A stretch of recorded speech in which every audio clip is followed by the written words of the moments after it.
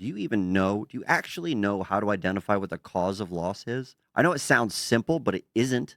It's actually very complex and it's crazy. Before I get into this, because this might be a little bit of a longer video, you should know that you can actually learn all of this in even greater detail by joining the Prove It movement. You can click this link and join the wait list for the Prove It movement. It's going to start again soon. You want to be a part of that. Let me try to do a speed run version of this right now. Proximate cause starts a chain of events off. Efficient proximate cause is a proximate cause that is more closely related to the loss. There is an intervening cause that happens that could become the more efficient proximate cause. Everything that I just said is me trying to say something very, very quickly.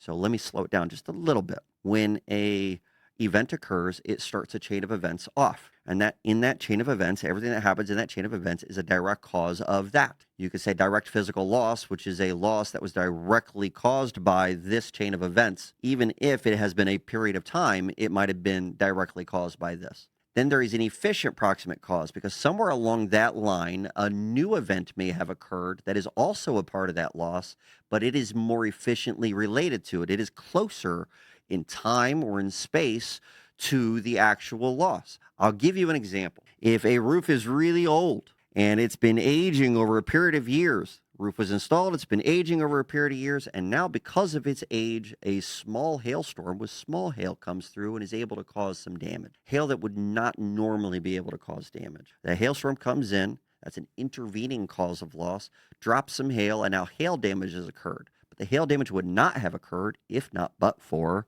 the wear and tear that started over a period of time. So proximate cause of wear and tear might be established by an engineer or an adjuster because that's how they were taught. Proximate cause from a contractor, public adjuster, or policyholder might be the hail event that occurred, which is the intervening cause. Both of these are acting to produce the loss because without the age, the hail wouldn't have been able to do it.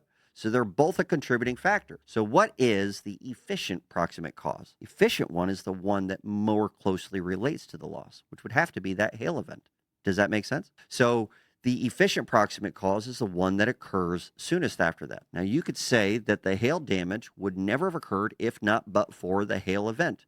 That's why we call it hail damage. The wind damage would never have occurred if not but for the wind event. The shingles would never have lifted and creased if it wasn't for the wind event. But the shingles may not have been able to lift and crease if it wasn't for the fact that the shingles seals are deficient or was improperly installed, which allowed the wind to cause a little bit more uplift from lower grade winds. It's more susceptible to wind damage. It's more susceptible to hail damage. And this is a condition of the property that it's in.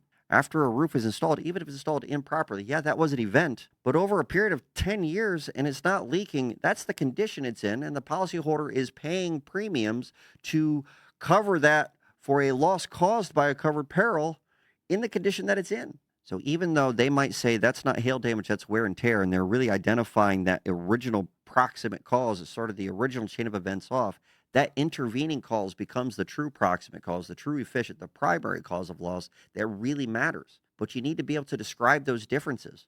And this is something we teach in grave detail with a lot better examples so you can understand this because it is a complex thing, and this is supposed to be a short video, so I'm going to have to let it go.